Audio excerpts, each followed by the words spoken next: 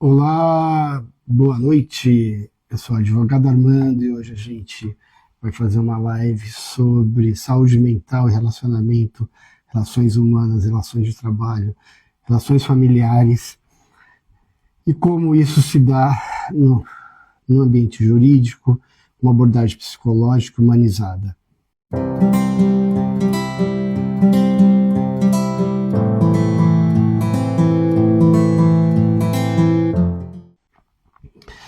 Então, para começar, hoje é dia 30 de setembro e é o final do mês do Setembro Amarelo. E eu sempre trago convidados. Esse mês eu não consegui por causa do trabalho. Então eu apareci aqui hoje, no último dia, para falar um pouco disso, falar um pouco da saúde mental, falar sobre a questão que está colocando muita gente de fora do trabalho, muito auxílio-doença, né, em virtude das relações do trabalho, as relações humanas, as relações familiares. E eu vou tentar falar sobre alguns temas e como que a gente tenta prevenir isso, porque é um mês de prevenção para olhar para isso, para a gente começar a olhar para os familiares nossos, amigos, e tentar de alguma forma ajudar, porque no Brasil, mesmo com todas as dificuldades, a gente tem o Sistema Único de Saúde que ainda dá uma certa amparo, muitas vezes não o ideal que a gente merece, mas é um processo em construção, né? Pelo menos tem alguma coisa que eu vou falar sobre um pouco sobre essas políticas públicas e da luta antimanicominal que acontece no Brasil e como que foi isso.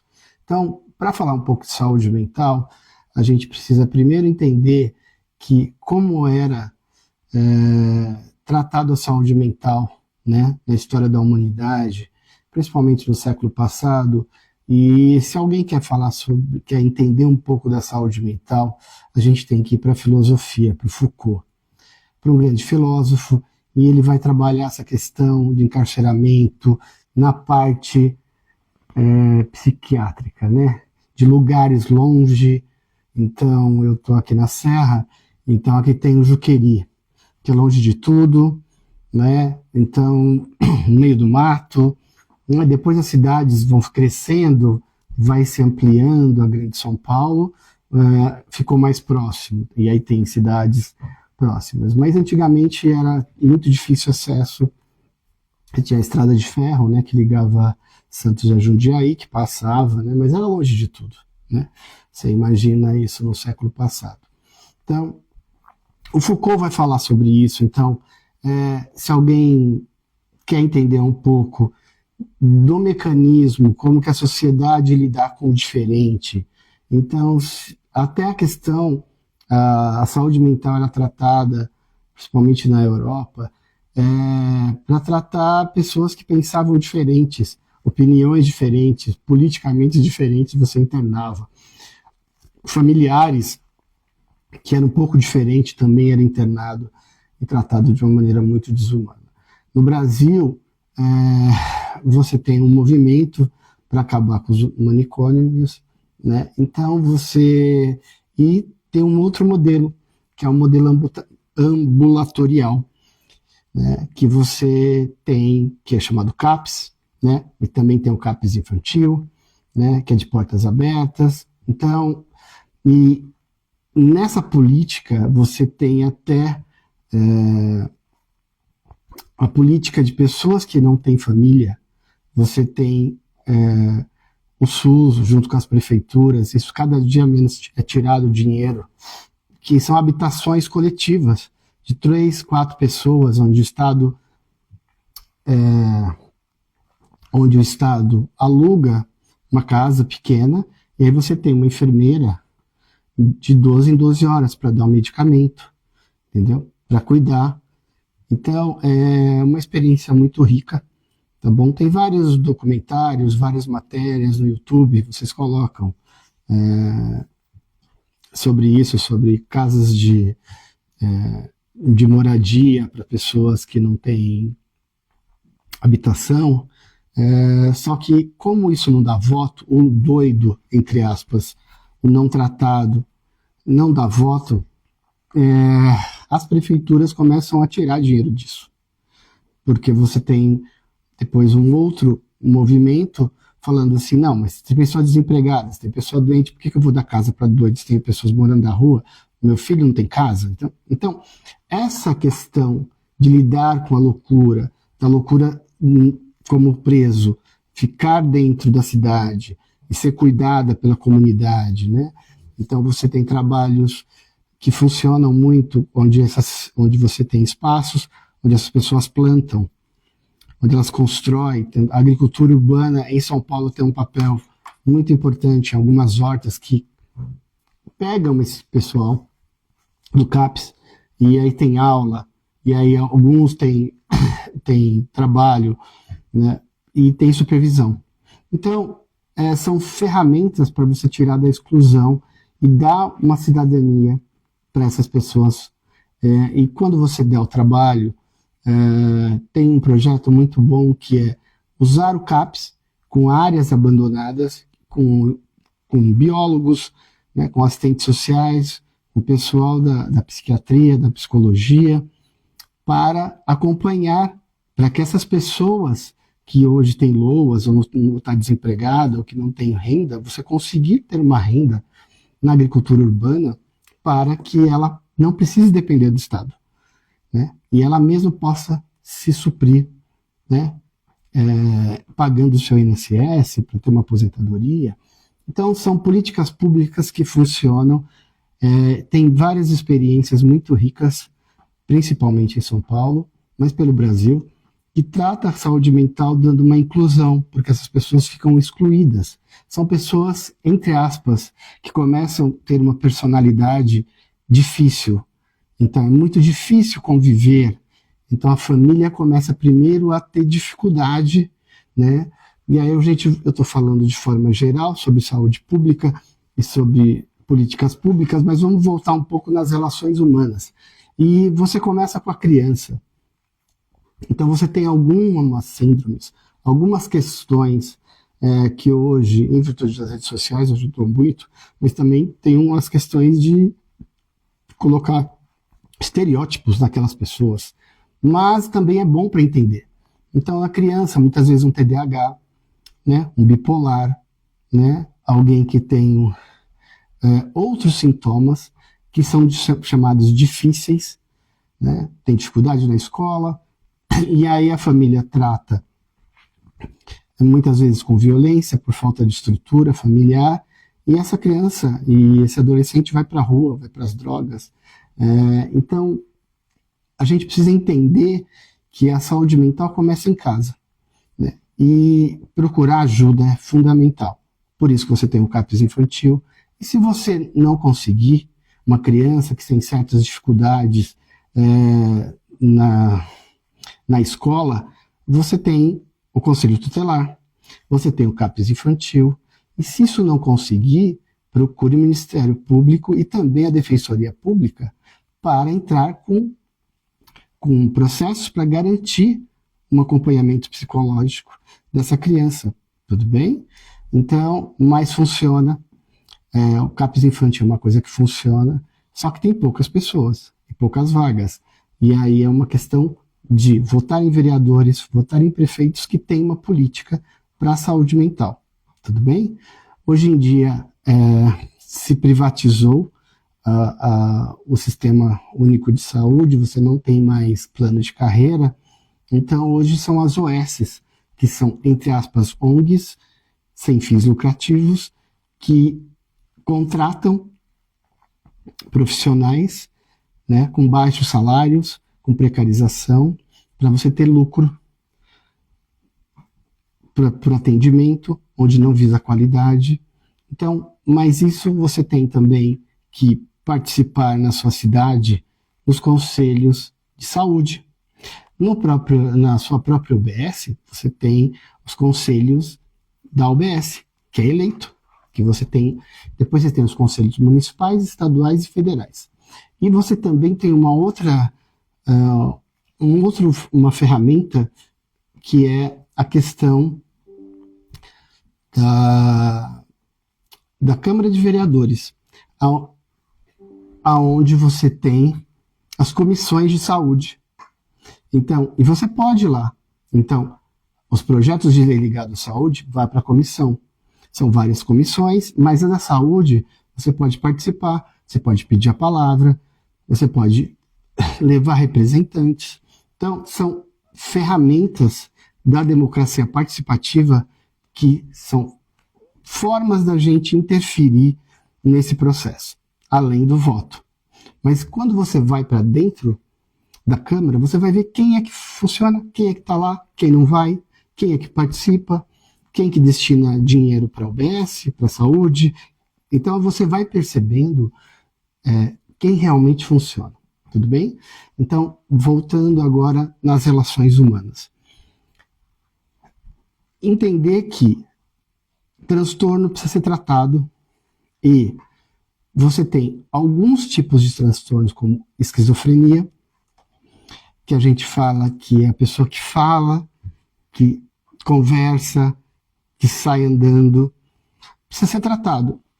Mas muitas vezes, moradores de rua nas grandes cidades são pessoas que não se enquadraram dentro da família. E ela vai para fora. E muitas não querem tratamento.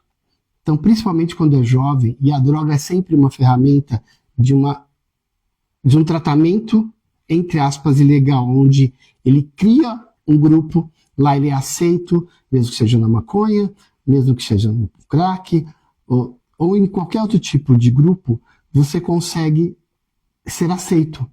Então, essa disruptura social gera um acolhimento. Então, a gente tem que ter o quê? Sistemas que acolham, sistemas que vejam a pessoa em crise e levem para tratamento.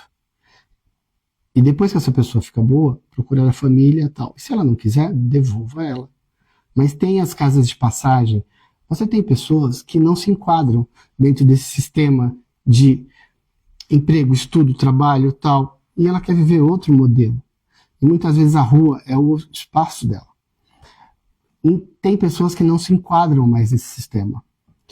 E você não tem como obrigar. Mas você tem que obrigar ela a ter um lugar, uma casa de passagem, um lugar onde ela possa comer, onde ela possa dormir, onde ela pode lavar a roupa dela.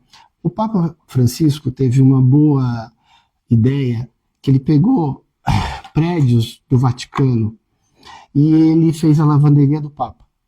Então a pessoa, imigrante, que não tinha lugar, ele pegava a pessoa, ia lá e lavava a roupa dele, tinha lugar para comer.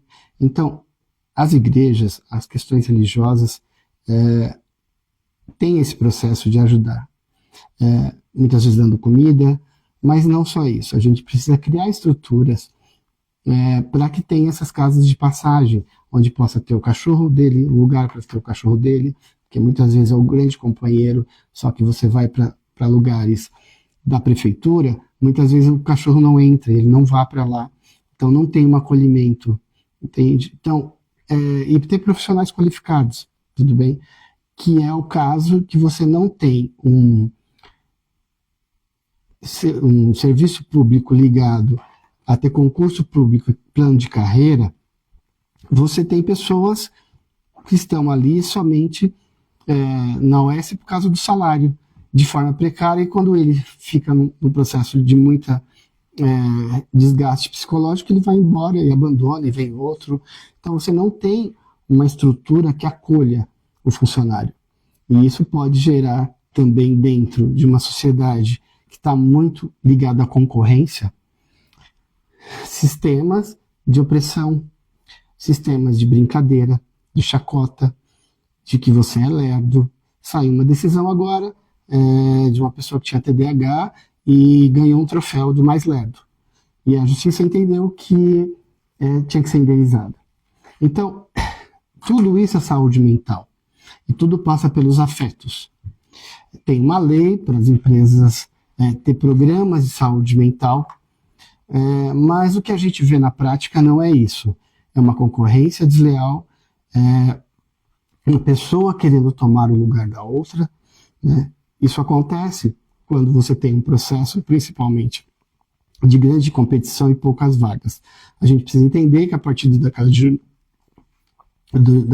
90, a gente tem um processo de desindustrialização do país.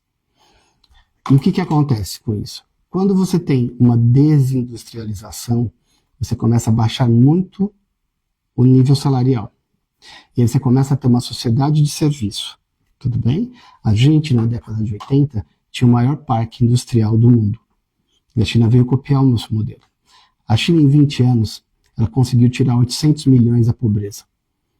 90% da população na China hoje tem casa própria, tem trabalho industrial. Por quê? Porque as grandes empresas, para pagarem menos, porque a China tem uma moeda desvalorizada em questão do dólar, foi para lá, investiu bilhões lá, tudo bem? E a China aprendeu e começou a produzir isso lá e vender para os outros países. Tudo bem? Então, isso gera... o setor de indústria gera empresas de ótima qualidade e de bons salários, entre mais de 4, 5 salários mínimos. O setor de serviço gera no máximo 1,5. Então você vai ver várias vezes na televisão que o setor de serviço, que não tem caixa, não tem mão de obra. Por quê? Essa nova geração não quer trabalhar por um salário mínimo. Por quê? Porque ela faz algum tipo de trabalho que supre esse valor. Então ela é um Uber, ela vai trabalhar de moto, e ela se precariza, mas ela tem um salário. Por quê? Porque a nossa elite econômica não quer distribuir renda.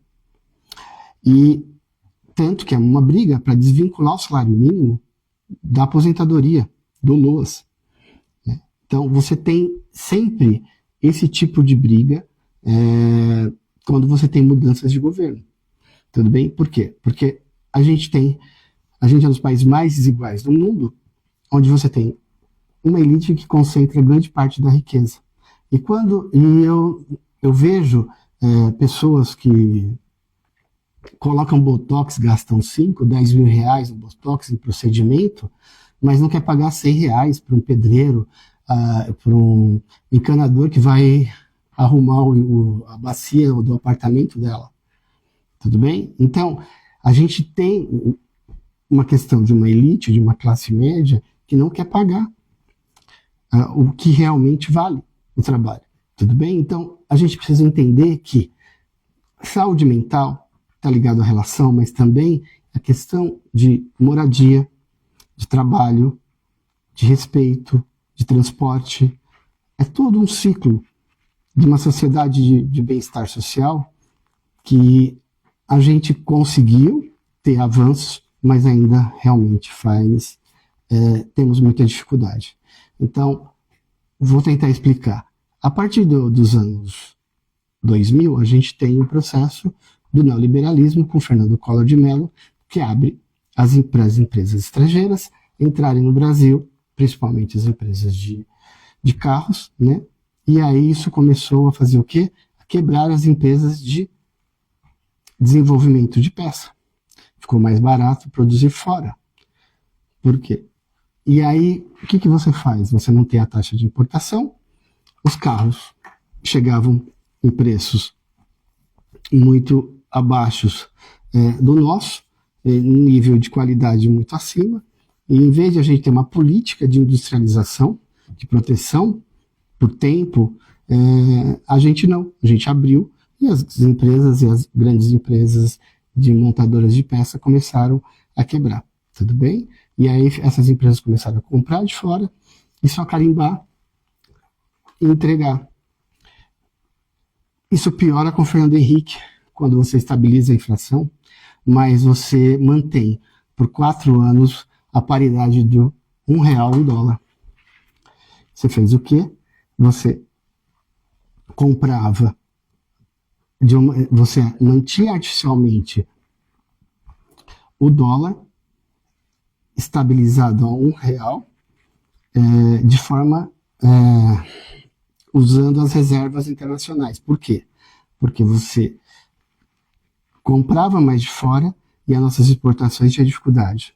Então a gente tinha déficit na balança comercial, que é o que está acontecendo o que aconteceu com a Argentina, que a gente copiou o modelo da Argentina, só que em 98 o Brasil vai pedir um empréstimo, que a gente estava com 30 bilhões de reserva, hoje a gente tem 300, e os Estados Unidos disse, e isso era o Bill Clinton na época, se você não desvalorizar, a gente vai quebrar o real. E aí o Fernando Henrique ganha em 98, e em janeiro, quando ele toma posse, ele desvaloriza a moeda. E aí a gente tem 5 por 1, que é a realidade. A gente não tem o poder de compra do dólar. Tudo bem? A gente não tem uma economia americana. E depois, na década de 2000, a balança comercial, principalmente as commodities tal, fez com que o Brasil exportasse muito, comprasse menos.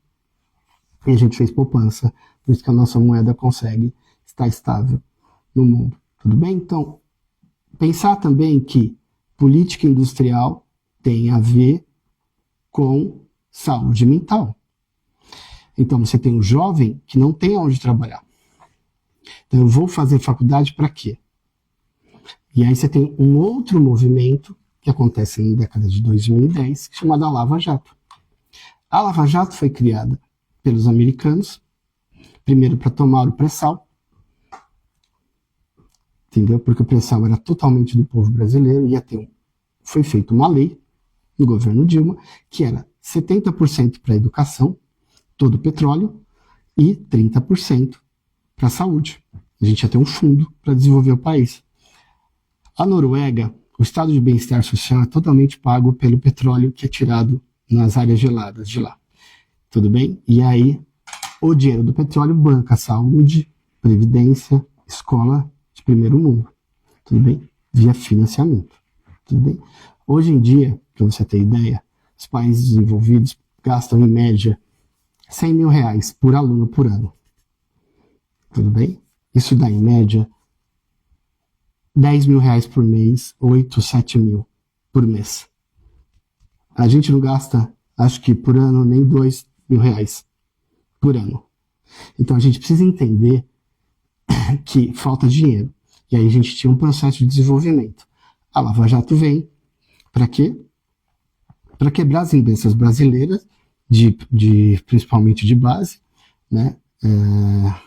E também para que a gente vendesse, tirasse o pré-sal da Petrobras e fazesse os leilões conforme antigamente, processo antigo. Então, hoje em dia, não é mais o processo o pré-sal não é feito da forma de partilha, que um dia posso até falar sobre isso, é muito complexo, que era o processo de partilha, e o processo de licitação, de leilão.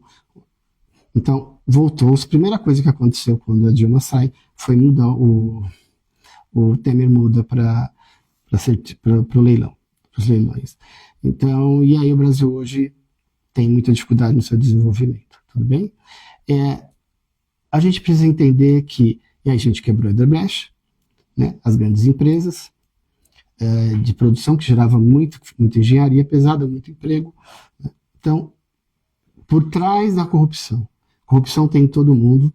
Nos países, na França, a Alstom, ligada ao metrô de São Paulo, teve problema de corrupção. E o que você faz? Você vai lá e prende os donos, você prende as pessoas e deixa a empresa em pé. Aqui não, a gente quebrou a empresa. Tudo bem? Então, só para você ter ideia do que foi feito no Brasil. No mundo inteiro. No nazismo, várias empresas tiveram que ser... Várias empresas famosas que vocês conhecem hoje ajudaram o nazismo. E quando foi da Segunda Guerra, elas tiveram que ser desmembradas. Tudo bem? E elas existem, estão fabricando.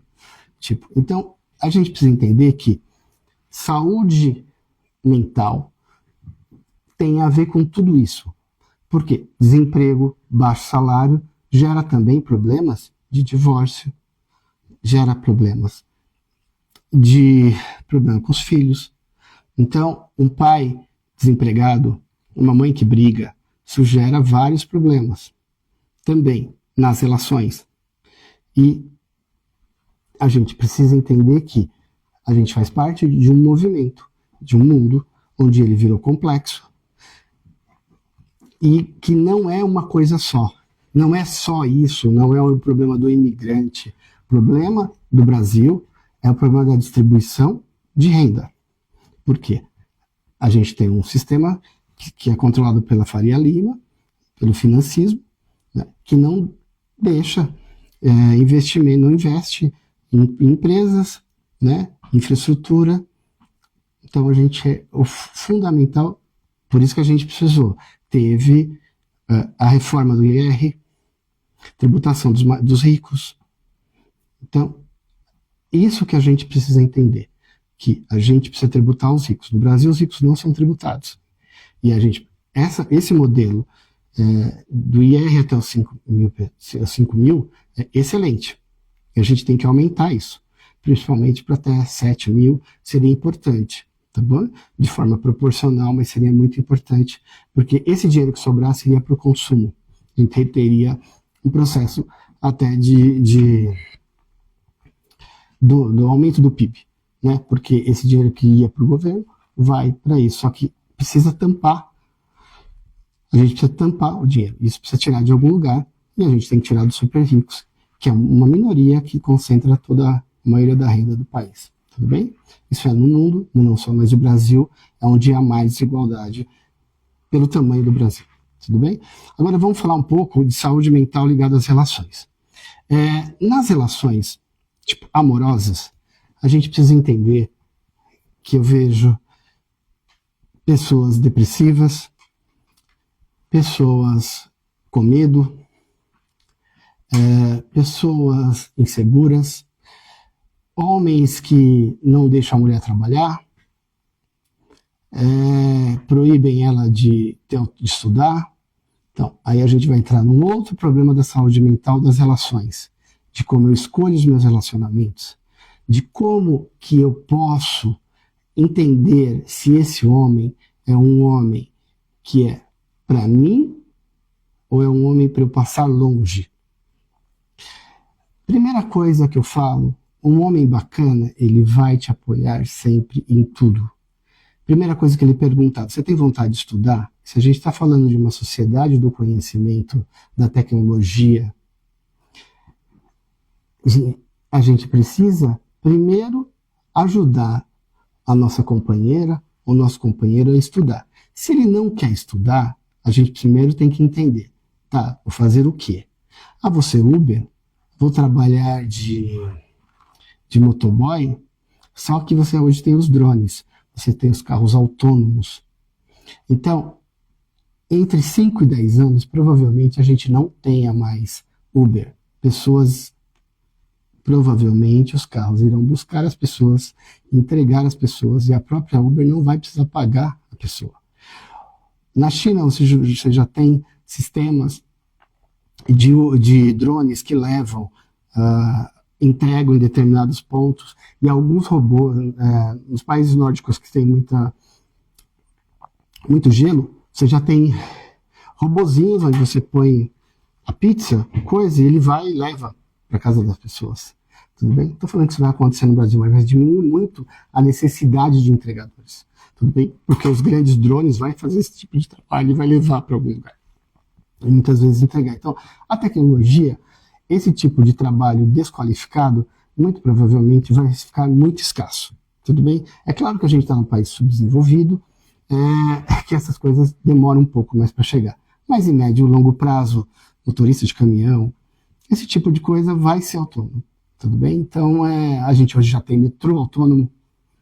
Quem imaginava que você entrar numa linha e hoje é tudo... Você vai no monotrilho da linha 15, você vai na linha amarela, vai para o Morumbi. Então, é autônomo. Então, só para você ter ideia de que isso é só o início. Tudo bem? Então, estudar é fundamental.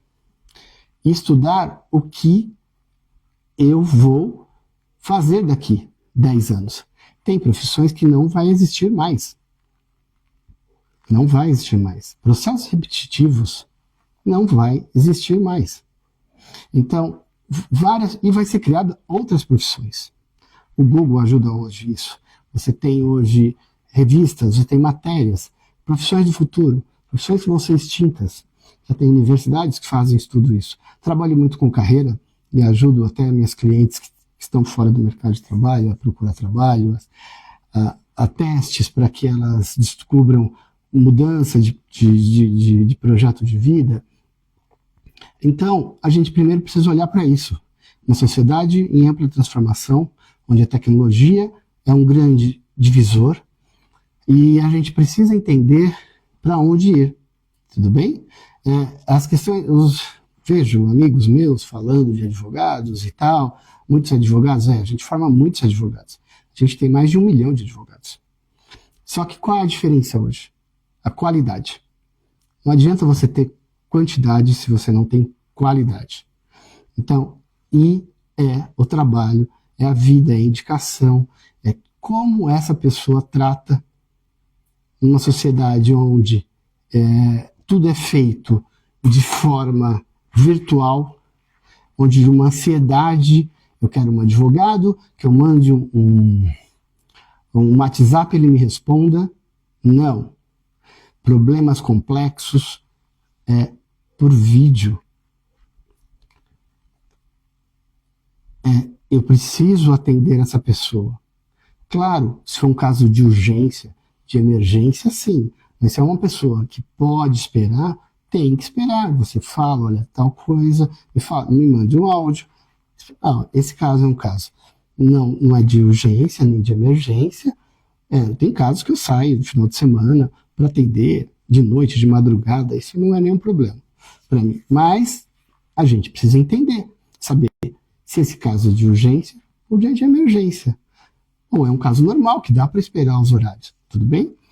Então, primeiro a gente precisa entender que saúde mental tem a ver com afetos, cuidado, atenção, carinho. Voltando para a questão dos maridos. Se esse marido fala que você não precisa estudar, se esse marido fala para você que você não consegue fazer nada, nada que você faz presta, temos um problema. Temos um problema de violência, no mínimo. E eu vejo mulheres que não conseguem separar, tendo pensamentos intrusivos de tentativa de suicídio. Porque o grau de pressão, de sofrimento é tão grande que ela tenta suicídio. E a gente precisa estar muito atento. Por isso que é o mês de Setembro Amarelo. E como que a gente faz essa abordagem? Primeiro, a gente precisa não fazer abordagem. A gente precisa falar que a gente está aqui para ajudar, para ouvir. E a gente não pode fazer juízo de valor. Não é o momento. Momentos de afetos, de carinho, de desabafo, é para ser ouvido. E falar para essa pessoa, se ela se ela não consegue dormir, se ela não dormiu uma noite, e essa pessoa vai falar com você, você tem que falar para ela que ela tem que procurar um pronto de saúde, um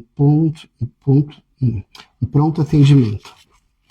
Para quê? Para que ela seja medicada. Porque se ela não dormir, se essa pessoa não dormir, ela pode ter o quê? Um surto psicótico. O que é um surto psicótico?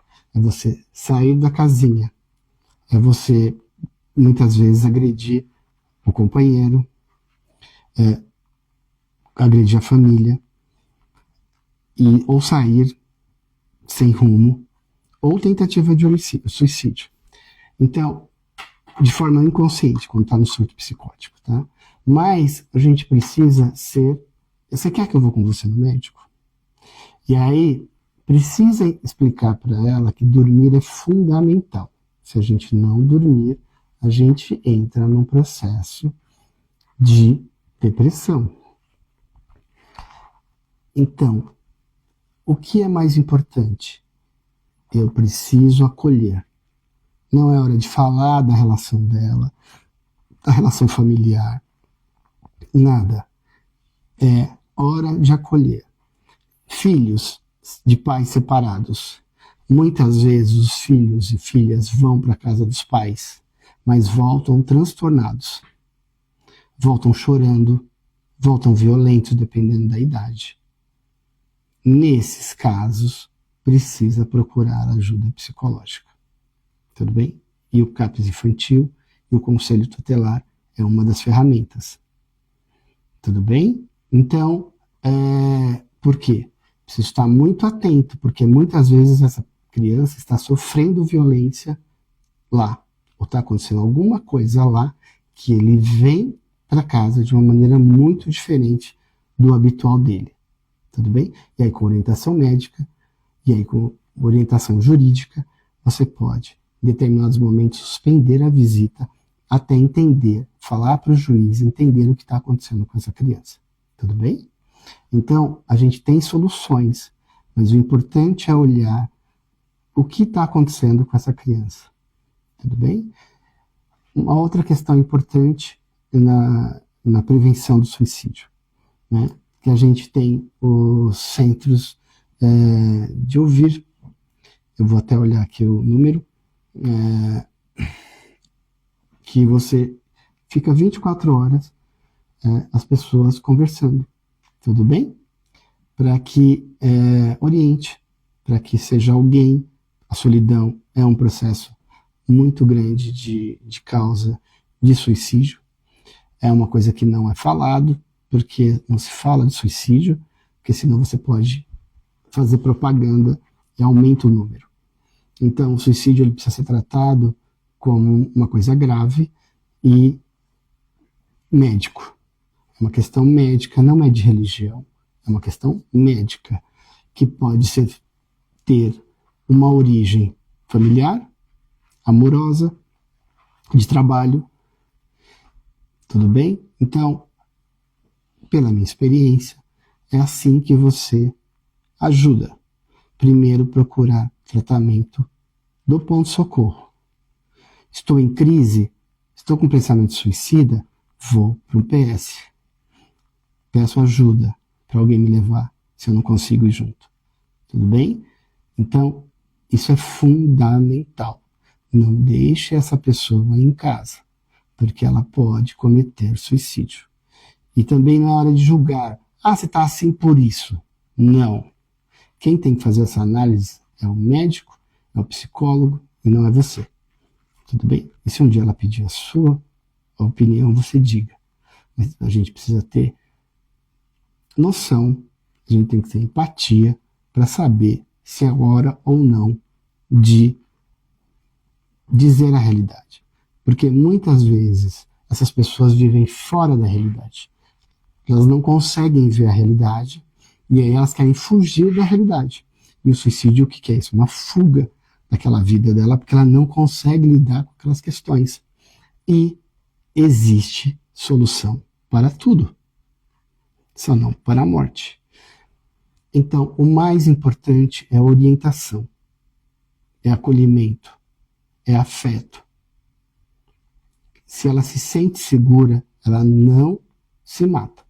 Tudo bem? Entender que quem também acontece isso, para você também não ficar com culpa. Tudo bem? Por quê? Você tem que só se pôr à disposição da pessoa. Não dá para obrigar alguém a ter ajuda se ela não quer. Então a gente precisa entender também.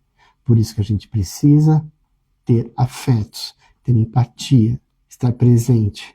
Aumentou muito o número de idosos e suicídio no Brasil. Viu hoje um índice. Então, assim, isso é muito preocupante. Os idosos estão ficando muito sozinhos. Então, as pessoas não ligam. Hoje você tem WhatsApp, você pode falar, você pode mandar mensagem. Não, as pessoas não fazem isso. Então, assim, é uma população que tem muito risco de suicídio. Os idosos. Então, precisamos ter precaução e precisamos ter políticas públicas para que tenha espaços para que esses idosos tenham contato com outros idosos e que você tenha lugares de convivência. O SESC é uma boa solução, sempre fez um trabalho incrível, mas hoje você tem no Estado também, você tem na Prefeitura, grupos de idosos que vão trazer espaços de convivência, de músicas, de dança, de trabalho, de artesanato, né? Então, é muito importante que esse idoso tenha um grupo. Muitas vezes não tem a família, mas tem um grupo para fazer parte e se sentir vivo novamente. Já vai fazer quase 50 minutos. Eu queria agradecer a todos. Se você acha que foi bom, compartilhe com a sua família, mande para amigos, coloca no grupo da família, no status, porque é muito importante a gente prevenir o suicídio. E o mais importante é estar presente, é orientar, principalmente porque é uma questão médica, a pessoa está doente. Depois da questão médica, medicação, aí orientação, e aí ouvir, e aí falar, e ter soluções. A abordagem psicológica ajuda muito nisso. Os profissionais precisam entender um pouco de psicologia, de Freud, Lacan e Jung. Precisa entender, quando você trabalha com pessoas, de outras questões, não só da sua profissão, igual ao direito. Precisa de ter uma equipe multidisciplinar, um assistente social, uma psicóloga, um médico, para que você, em momentos de crise, você possa pedir ajuda. E até ter assistente técnico se você trabalha nessa área. É muito importante para que você possa ter um bom atendimento de uma forma humana para casos complexos. São respostas complexas, mas não difíceis. Com carinho, com afeto, com amor, a gente consegue fazer justiça, consegue amparar as pessoas que precisam da gente. Tudo bem? Então, espero que tenha ajudado. Um grande abraço e até mais.